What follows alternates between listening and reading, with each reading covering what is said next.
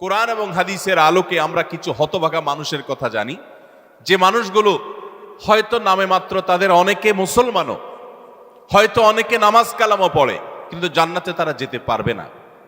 কারা সে হতভাগা মানুষ যারা হয়তো তাদের অনেকে আছে মুসলিমই না, আবার অনেকে আছে যারা মুসলমান হওয়া সত্ত্বেও, নামে মুসলমান হওয়া সত্ত্বেও জান্নাতে প্রবেশ করতে পারবে না। জান্নাতে যাওয়ার পথে বাধাগুলো কি কি, আমরা আজ সেরকম 16টি বাধার কথা জানবো। কয়টি বাধা? 16টি বাধার কথা জানবো। 16 শ্রেণীর হতভাগা মানুষের কথা জানবো, যে হতভাগা মানুষগুলো জান্নাতে যেতে পারবে না। জান্নাতে যাওয়ার এই নেয়ামতের সৌভাগ্য লাভ থেকে তারা বঞ্চিত হবে। আল্লাহ রাব্বুল আলামিন সেরকম কপাল পড়া মানুষদের কাতারে যেন আমরা শামিল না হই, আমাদের সবাইকে সে তৌফিক দান করুন। ভাইরা আমার, আমরা যে শ্রেণীগুলোর কথা বলবো, প্রত্যেকটা শ্রেণীর পাশাপাশি আমরা কোরআন বা হাদিস থেকে উদ্ধৃতি এবং রেফারেন্স ইনশাআল্লাহ টানবো। আপনাদের কাজ হলো, আমাদের সবার কাজ হলো, এই 16 প্রকার হতভাগা মানুষের কোনো একটা প্রকার এর মধ্যে আমি নিজে আছি কিনা সেটা মেলানো। যদি দেখি যে আমার মধ্যে এটা আছে, তাহলে মাহফিলের প্যান্ডেলের মধ্যে বসে, প্যান্ডেলের নিচে বসে এই মাহফিলের মাঠে থেকেই আমি নিয়ত করে ফেলবো যে এই বদঅভ্যাসটা, এই খারাপ জিনিসটা আমি ত্যাগ করে ফেলবো। যেই 16টি খারাপ জিনিস, যেই 16টি অপরাধ জান্নাতে যাওয়ার ক্ষেত্রে বাধা, সে বাধাগুলো আমাদের জীবন থেকে আমাদের সরিয়ে ফেলার সংকল্প এখান থেকে করে তারপরে বাড়িতে যেতে হবে। তাহলে আজকে মাহফিলে আসা, বর্ষা, আয়োজন করা সবকিছু সার্থক হবে ইনশাআল্লাহ। সবাই নিয়ত করবো তো ইনশাআল্লাহ। আল্লাহ আমাদের সবাইকে তৌফিক দান করুন। সর্বপ্রথম যে হতভাগা মানুষদের কথা বলতে চাই, যারা জান্নাতে যেতে পারবে না, তারা হলো যারা আল্লাহর প্রতি ঈমান আনে নাই, যারা মুসলমান হয় নাই, যারা ঈমান আনে নাই, আল্লাহর প্রতি যারা বিশ্বাস করে নাই, তারা আল্লাহর তৈরি জান্নাতে যাবে, এটা কখনো আশা করা যায়? যদি আল্লাহকে কেউ বিশ্বাসই না করে, আল্লাহর একত্ববাদকে স্বীকারই না করে, শিরকে লিপ্ত হয়, সে মুসলমানই না হয়, তাহলে সে আল্লাহর জান্নাতের প্রত্যাশা কোত্থেকে করতে পারে? একজন মানুষ, তিনি মুসলমান না, তিনি অমুসলিম, তার ব্যক্তি জীবনে অনেক ভালো কাজ থাকতে পারে, অনেক ভালো অর্জন থাকতে পারে, কিন্তু তার ভিতরে ঈমান নাই। এই লোকটা আল্লাহর কাছে জান্নাতের আশা কখনো করতে পারে? একজন মানুষ বাংলাদেশে মানুষের জন্য অনেক কাজ করেছেন, বাংলাদেশের উন্নয়নে অনেক ভূমিকা তার ছিল বা আছে, বাংলাদেশে অনেক কল্যাণকামিতা তিনি চান, তার অনেক ইন্ডাস্ট্রি কারখানা থেকে বহু দেশের উপকার হয়, দেশে মানুষের উপকার হয়, এরকম আরো বহু উপকারিতা তার দ্বারায় হয়। কিন্তু লোকটা বাংলাদেশের অস্তিত্বকে স্বীকার করে না, বাংলাদেশের অস্তিত্বকে স্বীকার করে না, বাংলাদেশের স্বাধীনতা, সার্বভৌমত্ব এগুলো স্বীকার করে না। সে যদি বাংলাদেশকে অস্বীকার করে, বাংলাদেশ রাষ্ট্রের বিরুদ্ধে বিদ্রোহ করে, তাহলে এই ব্যক্তিকে বাংলাদেশ রাষ্ট্র বা রাষ্ট্রের তরফ থেকে রাষ্ট্রীয় কর্তৃপক্ষ কখনো তাকে রাষ্ট্রের কোনো সম্বর্ধনা, রাষ্ট্রের কোনো বিশেষ সম্মাননা ওই ব্যক্তিকে কখনো দিবে? দেওয়ার কথা। যে রাষ্ট্রকেই স্বীকার করে না, রাষ্ট্র তাকে সম্বর্ধনা দেওয়ার কথা।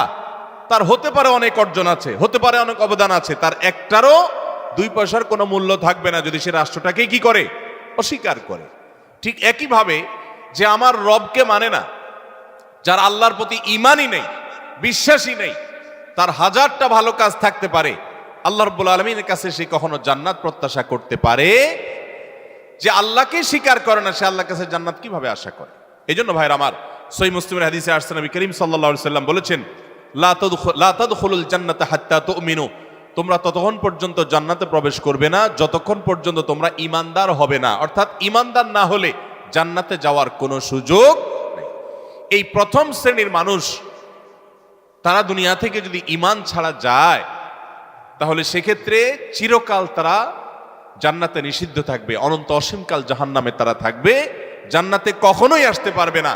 আর বাকি 15 শ্রেণীর মানুষ যারা আছে, এরা এক সময় তাদের পাপ এবং অপরাধের প্রায়শ্চিত্ত করার পর, এর শাস্তি পাওয়ার পর আল্লাহ তাআলা চাইলে তাদেরকে জান্নাতে দিতে পারেন। এবং তাদের ঈমান যদি থাকে, কোনো না কোনো সময় তারা জান্নাতে যাবে, তাদের গুনাহগুলো মাফ হওয়ার পর অথবা শাস্তি হওয়ার পর, যেহেতু তারা ঈমানদার। এটাই হলো আহলুস সুন্নাহ ওয়াল জামাতের বিশ্বাস এবং আকীদা, যে মুরতাকিবে কাবীরা, কাবীরা গুনাহ করে দুনিয়া থেকে যদি কেউ জাহান্নামী হয়ে যায়, সে চিরকাল অনন্ত অসীমকাল জাহান্নামে থাকবে না, বরং সেখান থেকে এক সময় না এক সময় সে বের হয়ে আসবে। এটাই আহলুস সুন্নাহ ওয়াল জামাতের আকীদা। মুতাজিলা সহ কিছু ভ্রান্ত ফেরকার মানুষের বিশ্বাস হলো যে জাহান্নামে একবার যে যাবে সে চিরকাল সেখানে থাকবে।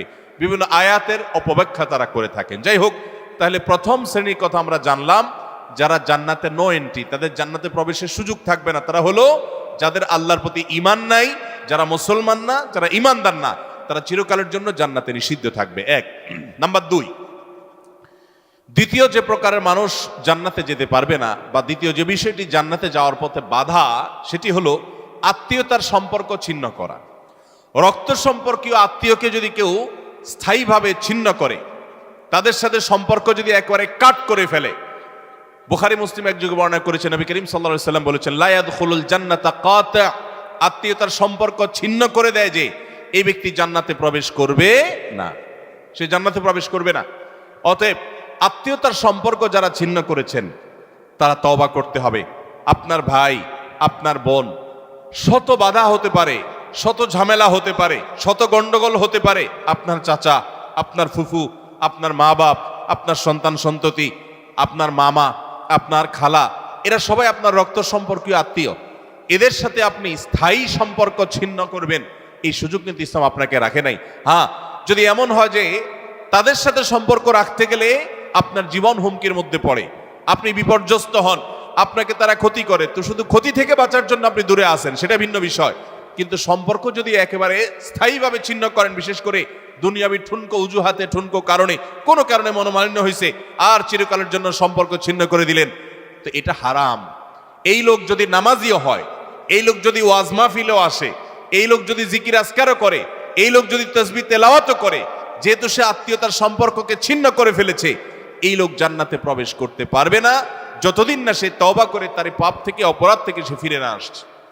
ভাইরা আমার, তাহলে জান্নাতে যাওয়ার ক্ষেত্রে দ্বিতীয় বড় বাধা হলো এই বিষয়টি, অর্থাৎ আত্মীয়তার সম্পর্ক ছিন্ন করা। আর প্রথম বাধার কথা বলেছি হলো বেঈমানি, কুফরি, আল্লাহর প্রতি অবিশ্বাস এবং শিরক, এগুলো জান্নাতে যাওয়ার ক্ষেত্রে সবচেয়ে বড় বাধা, স্থায়ী বাধা। আর দ্বিতীয়টি হলো আত্মীয়তার সম্পর্ক ছিন্ন করা। নাম্বার 3, চগলখড়ি করা। এই বদভ্যাস আমাদের সমাজে এখন প্রচুর পরিমাণে আছে। অনেক মানুষ আছে দেখবেন মুখে দাঁড়িয়ে আছে, মাথায় টুপিও আছে, হয়তো নামাজ কালামও পড়ে, কিন্তু চগলখড়ির বদভ্যাস আছে, এই চরিত্রটা আছে যে আমার কাছে এসে ওনার বদনামি করবে, ওনার কাছে গিয়ে আমার বদনামি করবে, আমার কাছে এসে আমাকে পামপট্টি দিবে, ওনার কাছে গিয়ে ওনারে পামপট্টি দিবে। এরকম লোক আছে না নাই? ঘরে ঘরে। আল্লাহ মাফ করুন, আমাদের অনেকের মধ্যে এই চরিত্রটা আছে না নাই? নবী করিম সাল্লাল্লাহু আলাইহি সাল্লাম এই চগলখড়ি সম্পর্কে সহিহ মুসলিম বর্ণিত হাদিসে বলেছেন, লা ইয়াদখুলুল জান্নাতা নাম্মাম, চগলখোর জান্নাতে প্রবেশ করবে না। জান্নাতে প্রবেশের ক্ষেত্রে আরেকটি বড় বাধা, আরেকটি বড় দেয়াল, আরেকটি বড় প্রাচীর হলো এই চগলখড়ির চরিত্র। ভাইরা আমার, আসুন তওবা করি, চগলখড়ি করব না। কারোর ভালো কিছু পেলে সেটা তার পেছনে অন্যদের কাছে বলবো, আর মন্দ কিছু হলে তার সামনে বলবো। তার সামনে এসে একরকম, তার পেছনে গিয়ে আরেক রকম, সামনে এসে তার প্রশংসা, পেছনে গিয়ে তার দুর্নাম। এই দুশ্চরিত্র অনেক অনেক নেকামলকারী মানুষ, নামাজ কালামওয়ালা মানুষ, জিকির আজকারওয়ালা মানুষ, অনেক ইসলামের কাজ করেওয়ালা মানুষ, দাওয়াতের কাজ করেওয়ালা মানুষ, তাদের মধ্যে এই বদভ্যাস, এই দুশ্চরিত্র, এই খারাপ জিনিস আছে। ভাইরা আমার, আমরা বেশিরভাগ মানুষ চুরি করি না, ডাকাতি করি না, মদ খাই না, মানুষ হত্যা করি না, জেনা করি না, খুন খারাপি করি না, ছিনতাই রাহাজানি করি না। বেশিরভাগ মানুষ এই মাহফিলে আমরা যারা আছি, আমার কথা যারা শুনছেন, বেশিরভাগ মানুষই এই মোটা মোটা বড় বড় অপরাধগুলো আমরা করি না। কিন্তু কিছু কিছু অপরাধ আছে যেগুলো আমরা যে করি, সেগুলো অপরাধ যে আমরা জানিও না, সে বিহিত নাই, সে চিন্তাও নাই, সে ভাবলেশও নাই, এবং সেগুলো যে গুনাহ, সেই গুনাহগুলোকে গুনাহ মনে করছি না, শয়তান বুঝতেই দিচ্ছে না। তার মধ্যে একটা হলো এইটা, চগলখড়ি। ঘরে ঘরে, জনে জনে দেখবেন এই বদভ্যাস, যে সামনে একরকম, পিছনে আরেক রকম, নেফাকি এবং কপটতা আজ জনে জনে ভরে গেছে। আল্লাহ তাআলা আমাদের সবাইকে জান্নাতে যাওয়ার ক্ষেত্রে এত বড় বাধা, এই বাধাকে আল্লাহ তাআলা আমাদেরকে অতিক্রম করার তৌফিক দান করুন। এই বাধা অতিক্রম করার উপায় কি ভাই? উপায় হলো এখনই তওবা করবেন। আমি জীবনে কখনো কারোর সামনে গিয়ে একরকম, পেছনে গিয়ে আরেক রকম, এই মুনাফিকি আমি করব না, এই কপটতা আমি করব না, এই 2 নম্বরে আমি করব না, এই প্রতারণা আমি করব না, কোনো মানুষের সামনে গিয়ে ভালো সাজবো, পেছনে গিয়ে দুর্নাম করব না, আরেকজনের কাছে গিয়ে তার দুর্নাম করা, আর আবার তার কাছে গিয়ে আরেকজনের দুর্নাম করা, অর্থাৎ দুজনের মধ্যে লাগালাগি করে দেওয়ার জন্য যে ভূমিকা, সেই ভূমিকা অবতীর্ণ হওয়া, এই চগলখড়ি, এটা হলো জান্নাতে যাওয়ার ক্ষেত্রে তৃতীয় বড় বাধা। চগলখোর সে জান্নাতে নো এন্ট্রি থাকবে। আল্লাহ তাআলা আমাদের সবাইকে বদঅভ্যাস পরিত্যাগ করার তৌফিক দান করুন। নাম্বার 4, প্রতিবেশীকে যে কষ্ট দেয় এই লোকও জান্নাতে যেতে পারবে না। জান্নাতে যাওয়ার ক্ষেত্রে বড় বাধা হলো এই বদঅভ্যাস এবং খারাপ জিনিস, এই অপরাধ, প্রতিবেশীকে কষ্ট দেওয়া। এটাকেও আমরা অনেকে গুনাহের কাজ মনে করি না। অনেক লোক আছে দেখবেন গোটা দুনিয়ার সব মানুষের সাথে তার সম্পর্ক ভালো, কিন্তু নিজের প্রতিবেশীর সাথে সম্পর্কটা কি নাই? ভালো নাই। আছে না নাই? নিজের পাশের জমিদার দেখা যায় আইলটা তার জমির দিকে ঠেলা হয়। আছে না নাই? তাহলে এটা প্রতিবেশী হক আদায় হলো না হক নষ্ট হলো? আরেকজনের সীমানার বরাবর গিয়ে এমন গাছ লাগাইলেন ইচ্ছাকৃতভাবে যাতে করে গাছের গোড়াটা আপনার এখানে থাকে আর গাছের ডালগুলা সব গিয়ে তার জমিতে পড়ে। আছে না নাই? অনেক ভালো ভালো মানুষ, অন্য দিক থেকে ভালো, এরকম অনেক মানুষ এই কাজ করি কি করি না আমরা? আমি নিজেই জানি যে আমার এই যে সীমানায় গাছগুলো লাগাচ্ছি, এই গাছগুলোর ছায়া পড়ে তার ফসল নষ্ট হবে, তার জায়গাতে ছায়া পড়ে থেকে অনেক ফসল হবে না, ক্ষতি হবে। তারপর আমি লাগাই, ক্ষতি করার জন্যই লাগাই, যে গাছের গোড়াটা আমার থাকবে, আগাটা সব তার ঘাড়ের উপরে, তার জমির উপরে গিয়ে পড়বে, তার সীমানার উপরে গিয়ে পড়বে, ভোগ করব আমি। আছে না নাই? ভাইরা আমার, হাঁস দিয়ে, মোরগ দিয়ে, সন্তান দিয়ে বিভিন্নভাবে প্রতিবেশীকে আমরা অনেকে কষ্ট দেই। নবী করিম সাল্লাল্লাহু আলাইহি ওয়াসাল্লাম সহিহ মুসলিম বর্ণিত হাদিসে বলেছেন, লা ইয়াদখুলুল জান্নাতা মান লা ইয়ামানু জারুহু বাওয়াইকাহু। যে ব্যক্তির প্রতিবেশী তার হাত, মুখ এগুলোর কষ্ট দ্বারা, তার ক্ষতি এবং অনিষ্ট থেকে যে ব্যক্তি নিরাপদে থাকে না, অর্থাৎ প্রতিবেশীকে যে শান্তিতে রাখে না, প্রতিবেশীকে বিভিন্নভাবে কষ্ট দেয়, এই ব্যক্তি জান্নাতে প্রবেশ করতে পারবে না। আপনারা অনেকে একটা হাদিস শুনেছেন, বিখ্যাত প্রসিদ্ধ একটা হাদিস। নবী করিম সাল্লাল্লাহু আলাইহি ওয়াসাল্লামের কাছে বলা হলো, হে আল্লাহর রাসূল, অমুক ব্যক্তি খুব নফল নামাজ রোজা করত, খুব দান সাদাকা করত এবং সব ভালো আমলগুলো করত, ফরজ তো করত, নফলও করত। ফরজ 5 ওয়াক্ত তো পড়তো, আবার নফল নামাজও পড়তো, ধরেন তাহাজ্জুদ, ইশরাক সব পড়তো, যাকাত তো দিত, আবার এমনিও দান করত। তার আমলের কোনো কমতি ছিল না। একটা দুর্বলতা ছিল যে প্রতিবেশীকে সে কষ্ট দিত, ঝগড়াঝাটি করত, তাদের হক নষ্ট করত। নবী করিম সাল্লাল্লাহু আলাইহি সাল্লাম বলেছেন, সে জাহান্নামী। তোমরা যার কথা বলেছো, আল্লাহ তাআলা ওহীর মাধ্যমে নবীকে জানিয়ে দিয়েছেন তার পরিণতি হলো জাহান্নাম। তার কোনো নামাজ, তার কোনো রোজা, তার কোনো ইবাদত, তার কোনো দান সাদাকা এগুলো তাকে রক্ষা করতে পারে নাই, সে জাহান্নামে যাবে, কারণ তার প্রতিবেশীকে সে কষ্ট দিয়েছে। এর বিপরীতে নবীজি সাল্লাল্লাহু আলাইহি সাল্লামকে বলা হলো যে আরেকজনের কথা আমরা জানি, শুধু ফরজ নামাজগুলো পড়তো, নফল নামাজ পড়ার সময় পাইতো না, শুধু ফরজ কাজগুলো করতো, অতিরিক্ত দান সাদাকার সুযোগও পেত না, কিন্তু তার একটা ভালো গুণ ছিল, সে প্রতিবেশীদের সাথে সুসম্পর্ক বজায় রাখতো। তারা যদিও খুব বেশি ভালো ছিল না, কিন্তু সে ভালো থাকার চেষ্টা করত, নিজে থেকে তাদের যেন কষ্ট না হয় এটা খেয়াল রাখতো। নবী সাল্লাল্লাহু আলাইহি সাল্লাম বলেছেন, এই লোকটা জান্নাতি।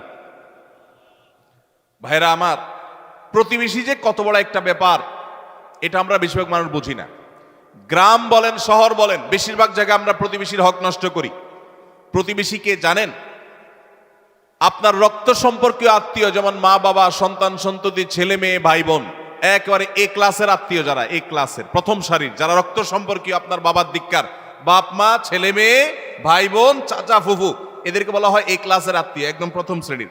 এই আত্মীয়দের পরে সবচেয়ে যার হক আপনার কাছে সবচেয়ে বেশি, তারা হলো আপনার প্রতিবেশী। বেশিরভাগ ক্ষেত্রে দেখবেন প্রতিবেশীর সাথে সম্পর্ক ভালো নাই, আইল ঠেলাঠেলি, গন্ডগোল, ফাসাদ, ঝগড়াঝাটি, মারামারি, গ্রামে এক ধরনের, শহরে আরেক ধরনের।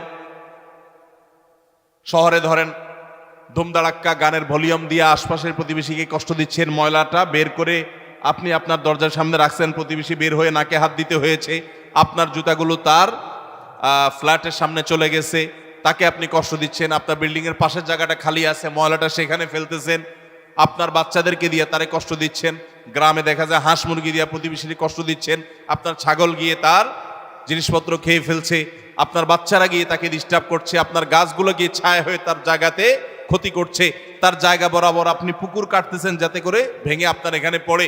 এক কথায় নানাভাবে আমরা প্রতিবেশীকে ক্ষতিগ্রস্ত করছি। এমনকি অনেক মানুষ অন্য অনেক ক্ষেত্রে প্র্যাকটিসিং মুসলমান হওয়ার সত্ত্বেও এই কাজটা করছে। নবী সাল্লাল্লাহু আলাইহি সাল্লাম বলেছেন, খবরদার, যে ব্যক্তি প্রতিবেশীকে কষ্ট দেয়, প্রতিবেশী তার হাত মুখ দ্বারা কষ্ট পায়, এই লোক জান্নাতে যেতে পারবে না। তাহলে 4 নম্বর আমরা পেলাম, জান্নাতে যাওয়ার ক্ষেত্রে বাধা হলো প্রতিবেশীকে কষ্ট দেওয়া। আল্লাহ তাআলা এই বদঅভ্যাস এবং এই গুনাহ থেকে, অপরাধ থেকে আমাদেরকে বেরিয়ে আসার তৌফিক দান করুন।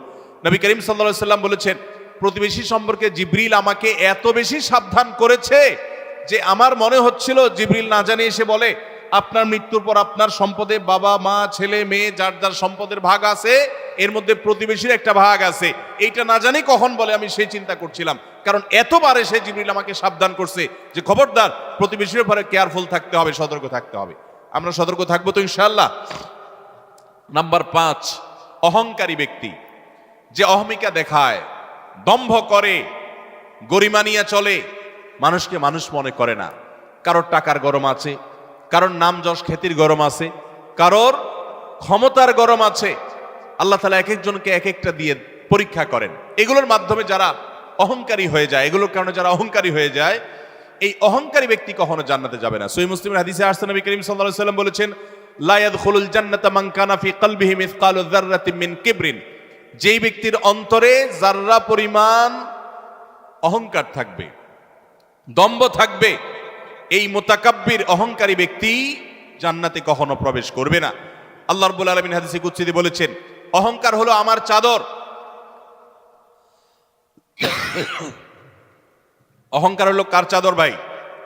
আল্লাহ তাআলার চাদর। এই চাদর নিয়ে যদি কেউ টানাটানি করে, আল্লাহ রাব্বুল আলামিন তাকে ছিন্ন বিচ্ছিন্ন করে ছাড়বেন, তাকে আল্লাহ তাআলা কখনো জান্নাত দিবেন। এজন্য ভাইরা সবসময় বিনয়ী হয়ে থাকতে হবে। জান্নাতি লোকদের কিছু মার্কা আছে, এর ভিতরে একটা মার্কা হলো তারা বিনয়ী থাকবে, মাটির মানুষ হয়ে থাকবে, নিরীহ হয়ে থাকবে, তাদের উপরে সবাই চড়াও হতে চাইলেও তারা চড়াও হবে না, অর্থাৎ বিনম্র থাকবে। এটা জান্নাতি লোকদের মার্কা। এই জন্য ভাইরা বিনয়ী হতে হবে। 5 নম্বর, যারা জান্নাতে যেতে পারবে না, জান্নাতে যাওয়ার ক্ষেত্রে বাধা হলো অহংকার, সে অহংকারী মানুষ। 6 নম্বর হলো প্রতারক, 7 নম্বর হলো দান করে খোটা দেয় যে সে, আর 8 নম্বর হলো কৃপণ। আর এই তিনটি তিরমিজি বর্ণিত হাদিসে বর্ণিত হয়েছে। নবী করিম সাল্লাল্লাহু আলাইহি ওয়াসাল্লাম বলেছেন, লা ইয়াদখুলুল জান্নাতা খাব্বুন ওয়ালা মান্নানুন ওয়ালা বাখিল, যে ব্যক্তি কাউকে প্রতারণা করে, ধোঁকা দেয়। এখন আমাদের সমাজে মুসলমানদের মধ্যে ধোঁকা দেনওয়ালা মানুষের সংখ্যা কি কম না বেশি? দোকানদার বলেন, ব্যবসায়ী বলেন, চাকরিজীবী বলেন, যার কথাই বলেন, এমনকি নেতারা বলেন, জনগণকে ধোঁকা দেয়। ঠিক না ভাই? ঠিক। সবাই যার যার জায়গা থেকে কে কাকে ল্যাং মারবে, কে কাকে ধোঁকা দিবে, এটাই হলো আমাদের কাজ এখন। অথচ ধোঁকাবাজ, প্রতারক, চিটার, বাটপার, এই লোকগুলো কখনো জান্নাতে যেতে পারবে। নবী করিম সাল্লাল্লাহু আলাইহি ওয়াসাল্লাম এই হাদিস বলছে যে প্রতারক জান্নাতে যাবে না। দ্বিতীয়ত, মান্নান, অর্থাৎ দান করে যে খোটা দেয়, এই লোকও জান্নাতে যেতে পারবে না। দান করে খোটা দেওয়ার বদভ্যাস আছে না নাই আমাদের অনেকের? দান করেছেন আল্লাহকে খুশি করার জন্য, যদি আপনি খোটা দেন তাহলে আপনার ওই দান বরবাদ হয়ে যায়, ওটা নষ্ট হয়ে যায়।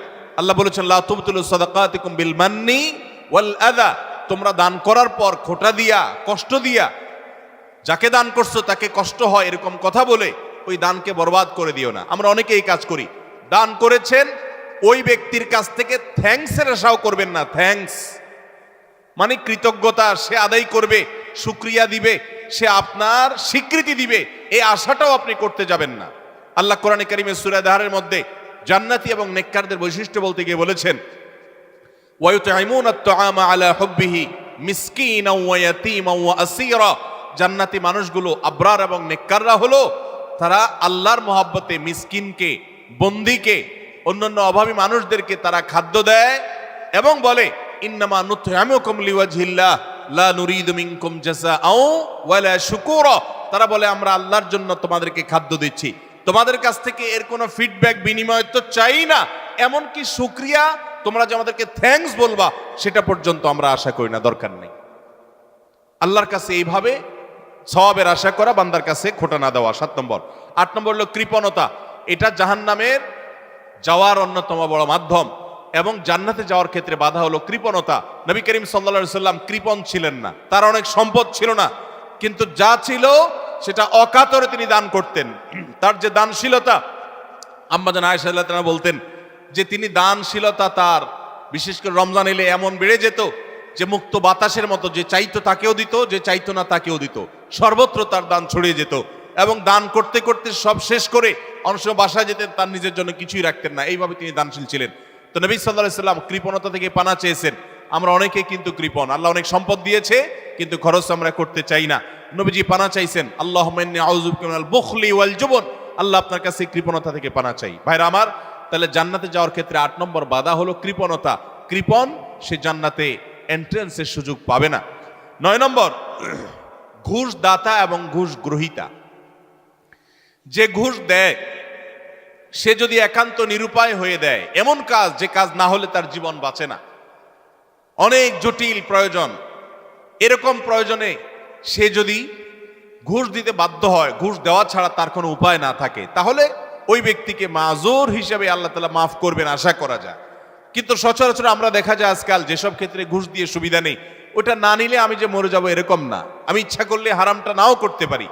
আবার অনেক ক্ষেত্রে আমার বৈধ জিনিসটাকেই আমি অবৈধভাবে পাওয়ার জন্য আমি ঘুষ দিচ্ছি। তো এই যে ঘুষ দাতা, ঘুষ গ্রহীতা তো সর্বাবস্থায় অপরাধী, ঘুষ দাতাও সে অপরাধী হবে এইভাবে যদি সে ঘুষ দেয়। আপনি একটা জায়গায় কাজে যাবেন, সিরিয়াল দিয়া, সবাই সিরিয়ালে দাঁড়াইছে, আপনিও সিরিয়ালে দাঁড়াবেন, এটাই হলো নিয়ম। সবাই সিরিয়ালে দাঁড়াইছে, আপনি সিরিয়ালে দাঁড়াইতে চাচ্ছেন না, সেজন্য কি করলেন? ঘুষ দিলেন। ঘুষ দিয়া সবার আগে কাজটা করে নিয়ে আসলেন। এই যে ঘুষ দিল, এই ঘুষ দেওয়াটা সে, এটা কি সে বাধ্য হয়ে দিয়েছে? বরং এখানে যে ঘুষ খাইছে তাকে সে বাধ্য করছে। আমাদের দেশে আমরা সরাসরি শুধু ঘুষখোরদের দোষ দেই। ঘুষখোরদের তো দোষ আছেই শতভাগ, কিন্তু অনেক সময় ঘুষ যারা দেয় তাদেরও দোষ কম নাই। অনেক অফিসার আছে ঘুষ না খাইলে ক্লায়েন্টরা বরং পেরেশান হয়ে যায় যে এই স্যার, নতুন স্যার ঘুষ খায় না, তাহলে তো পেরেশানের ব্যাপার, কিভাবে 2 নম্বর এটা আদায় হবে? অতএব ভাইরা আমার, ঘুষ দাতা এবং গ্রহীতা, তাবরানী হাদিসে আসছে, নবী করিম সাল্লাল্লাহু আলাইহি সাল্লাম বলেছেন, আর রাশি ওয়াল মুরতাশি ফাফিন্নার, ঘুষ দাতা ঘুষ গ্রহীতা উভয় জাহান্নামে যাবে। অতএব ঘুষ দিতেও খুব সাবধান, আর যারা ঘুষ খাচ্ছে তাদের কথা তো বলাই বাহুল্য। তাহলে জান্নাতে যাওয়ার ক্ষেত্রে এই ঘুষ দেওয়া নেওয়া এটা একটা বড় বাধা, আর জান্নাতি হতে পারবে না, জান্নাতে নো এন্ট্রেন্স থাকবে ওই সমস্ত লোকদের যারা এটা করে। নাম্বার 10, মাতা পিতার অবাধ্য। নাম্বার 11, নেশাগ্রস্ত, নেশায় আসক্ত। এ সম্পর্কে নাসাই বর্ণিত হাদিসে আসছে, নবী করিম সাল্লাল্লাহু আলাইহি সাল্লাম বলেছেন, লা ইয়াদখুলুল জান্নাতা আকুন ওয়ালা মান্নান ওয়ালা মুদমিনু খামরিন, জান্নাতে যেতে পারবে না মা বাবার নাফরমান, মা বাবার অবাধ্য, মা বাবার সাথে বেয়াদবি করে, মা বাবার যৌক্তিক নির্দেশগুলোকে লঙ্ঘন করে। অনেক মানুষ আছে দেখবেন নামাজ কালাম পড়ে, কপালে সিজদা পড়ে গেছে, অন্য অনেক ভালো কাজ করে, কিন্তু মা বাবার প্রতি তিনি অনুগত নন, তাদের সাথে নাফরমানি করে। এই সন্তান কখনো জান্নাতে যেতে পারবে না যাবত না আল্লাহ তাআলা তাকে মাফ না করেন, অথবা তার এই পাপের প্রায়শ্চিত্ত সে না করে। অর্থাৎ এটা জান্নাতে যাওয়ার ক্ষেত্রে বাধা, মাতা পিতার নাফরমান। আর 11 নম্বর হলো মাদকে আসক্ত, যেটা এই একই হাদিসে নাসাই বর্ণিত হাদিসে আছে। মাদক আসক্ত অর্থাৎ মাদক সেবন করতে করতে এটা দেশে অভ্যস্ত হয়ে পড়েছে, এটা স্থায়ী রোগে পরিণত হয়েছে, এই লোকটাও জান্নাতে যেতে পারবে না। 12 নম্বর হলো ওই লোক যার শরীর হারাম দ্বারা গঠিত হয়েছে, যার গোশত, মাংস, রক্ত হারাম খেয়ে, হারাম উপার্জন করে করে এগুলো গঠিত হয়েছে। সেটা সুদের টাকায় হোক, সেটা ঘুষের টাকায় হোক, সেটা চুরির টাকায় হোক, সেটা দুর্নীতির টাকায় হোক, সেটা যেভাবে হোক না কেন। এই সম্পর্কে মুসনাদ আহমদের হাদিস আছে, নবী করিম সাল্লাল্লাহু আলাইহি সাল্লাম বলেছেন, লা ইয়াদখুলুল জান্নাতা জাসাদুন নাবাতা বিসসুহত, যে শরীর হারাম দ্বারা বৃদ্ধি হয়েছে, হারাম দ্বারা গঠিত হয়েছে, সে শরীর জান্নাতে প্রবেশ করবে না।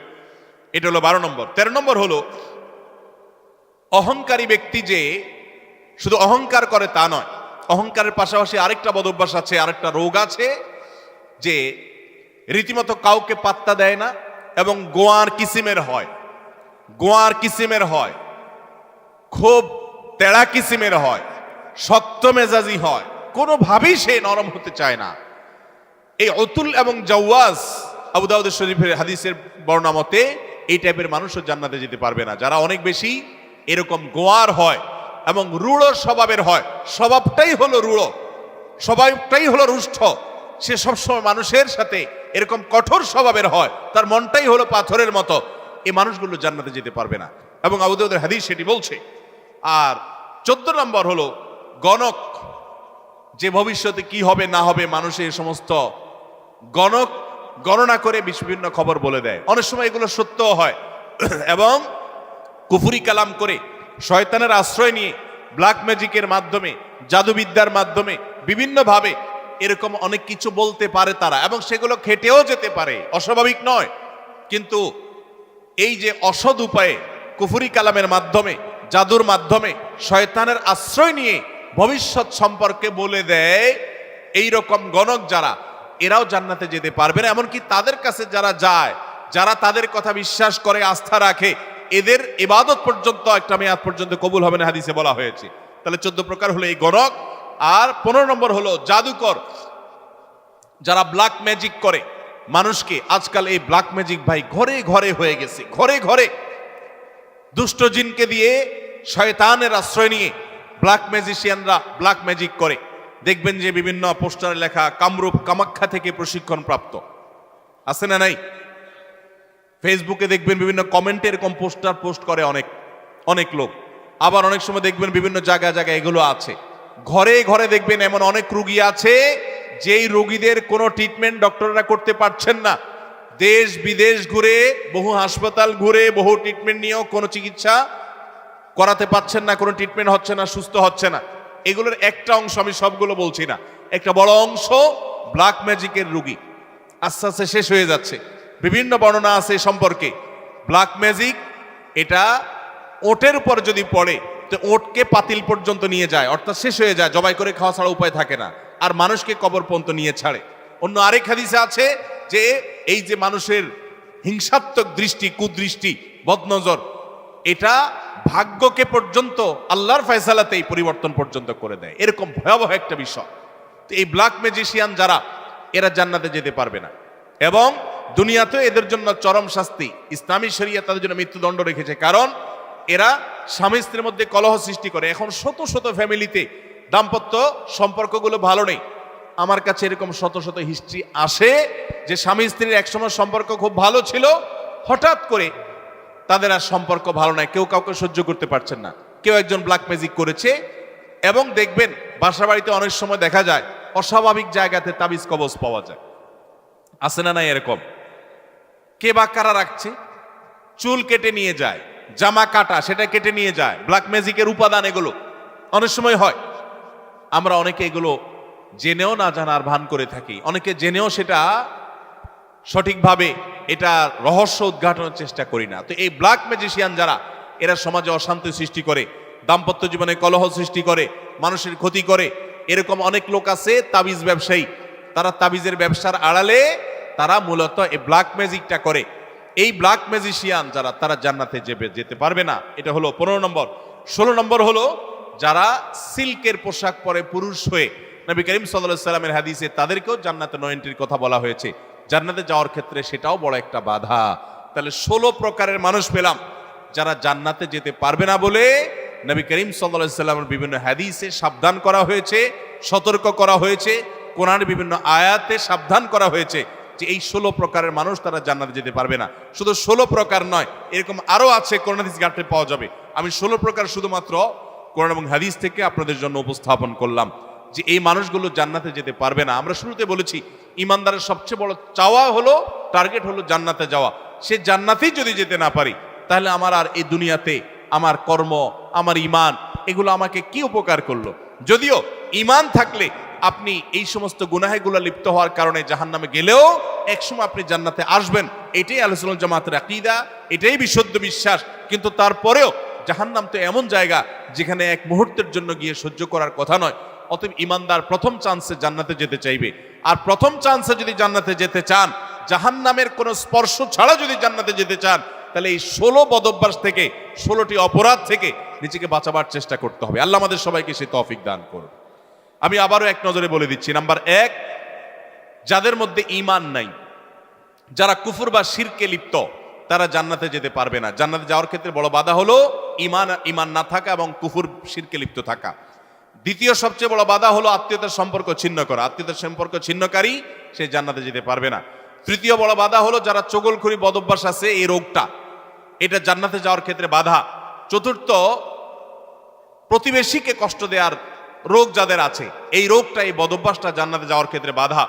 5 নম্বর হলো অহংকার, দম্ভ, এগুলো গরিমা, এগুলো জান্নাতে যাওয়ার ক্ষেত্রে বাধা। 6 নম্বর হলো প্রতারণা করা মানুষের সাথে, মানুষকে ধোঁকা দেওয়া, সেটা ব্যবসায়ী হিসাবে হোক, কাস্টমার হিসাবে হোক, আপনার চাকরিজীবী হিসাবে হোক, যেই কোনো দিক থেকে হোক, প্রতারণা করা, এটা জান্নাতে যাওয়ার ক্ষেত্রে 6 নম্বর বড় বাধা। 7 নম্বর হলো দান করার পর খোঁটা দেওয়া। মানুষ উপকার করছেন, আল্লাহর জন্য করছেন, ব্যাস, যার উপকার করেছেন তার মুখ থেকে স্বীকৃতিটাও আপনার শোনার দরকার নেই। সে স্বীকৃতি না দিলে, অস্বীকার করলে সে আল্লাহর কাছে গুনাহগার হবে, কিন্তু আপনার আসার দরকার নেই, আপনি আল্লাহর কাছে সওয়াবের আশা করবেন। এটা হলো 7 নম্বর বাধা। 8 নম্বর হলো কৃপণতা। 9 নম্বর হলো ঘুষ দেওয়া নেওয়া। 10 নম্বর হলো মা বাবার নাফরমানি করা, মা বাবার অবাধ্য হওয়া, মা বাবার অসম্মান করা, মা বাবার যুক্তি নির্দেশকে অলঙ্ঘন করা, অমান্য করা। 11 নম্বর হলো মাদক আসক্ত হওয়া। 12 নম্বর হলো হারাম উপার্জন দ্বারা, হারাম খাদ্য দ্বারা, পানীয় দ্বারা শরীর গঠন করা, সুদ, ঘুষ, দুর্নীতি, 2 নম্বর পথে উপার্জন করা। আর 13 নম্বর হলো রূঢ় স্বভাবের হওয়া, গোয়ার কিসিমের হওয়া, এমন হওয়া যে সবার সাথে গোয়ারের মতোই থাকে, রুষ্ট থাকে, রূঢ় থাকে, সবসময় বিনম্রতার নামগন্ধ তার মধ্যে নাই, এরকম স্বভাবের হওয়া। 14 নম্বর হলো গণক হওয়া, গণনা করে মানুষের ভাগ্য এটাকে আপনার বলে দেওয়া, ভবিষ্যৎ বলে দেওয়ার চেষ্টা করা, বিশেষ করে কুফরি কালামের মাধ্যমে, শয়তানের আশ্রয় নিয়ে। আর 15 নম্বর হলো জাদু করা, অর্থাৎ ব্ল্যাক ম্যাজিক করা, ব্ল্যাক ম্যাজিশিয়ান। আর 16 নম্বর হলো আপনার সিল্কের পোশাক পরা। আল্লাহ রাব্বুল আলামিন এই সব কবিরা গুনাহ, এগুলো যেগুলো বললাম, এগুলো একটা সগীরা গুনাহ না, প্রথমটা শুধু কবিরা না, আকবারুল কাবায়ের, সবচেয়ে বড় কবিরা গুনাহ, বরং সেটা কুফরি, ঈমান বিধ্বংসী বিষয়। সেটা সহ এই 16টি সবগুলো কবিরা গুনাহ এবং কুফর থেকে, শিরক থেকে আল্লাহ তাআলা আমাদের সবাইকে বেঁচে থাকার তৌফিক দান করুন। আমরা সবাই জান্নাতে যেতে চাই তো ইনশাআল্লাহ? সবাই জান্নাতে যেতে চাই। তাহলে সেক্ষেত্রে এই 16টি তো বটেই, কোরআন এবং হাদিসে আরো যে সমস্ত বিষয়কে হারাম করা হয়েছে সেগুলো থেকে আমাদের বেঁচে থাকার চেষ্টা করতে হবে। কারণ কুফরির পাশাপাশি, শিরকের পাশাপাশি যত প্রকার হারাম কোরআন এবং হাদিসে বর্ণিত হয়েছে, সেগুলা লিপ্ত হওয়াটা জান্নাতে যাওয়ার ক্ষেত্রে বাধা, প্রাচীর, দেয়াল। আল্লাহ তাআলা আমাদের সবাইকে সে দেয়ালকে ভেদ করে জান্নাতে যাওয়ার তৌফিক নসিব করুন। সবাই চেষ্টা করবো তো ইনশাআল্লাহ মেনে চলার। ভাইরা আমার, এই প্রকারগুলো পারলে লিখে ফেলবেন, এটা কাগজে লিখে ফেলবেন। আমি সংক্ষেপে সামারি বললাম, এই সামারিটা লিখে ফেলবেন। লিখে আপনার বাসা বাড়িতে, আপনার অফিসে, আপনার শয়নকক্ষের আশেপাশে কোথাও টাঙ্গায় দিবেন যে এই লোকগুলো জান্নাতে যেতে পারবে না বলে নবী করিম সাল্লাল্লাহু আলাইহি সাল্লাম, আল্লাহর রাসূল জানিয়ে দিয়েছেন। অতএব এই দুশ্চরিত্রগুলো আমার মধ্যে আছে না নাই, এই তালিকাটা দেখে প্রতিনিয়ত নিজেকে সংশোধন, ইসলাহ করার চেষ্টা করতে হবে। চেষ্টা করব না আমরা ইনশাআল্লাহ?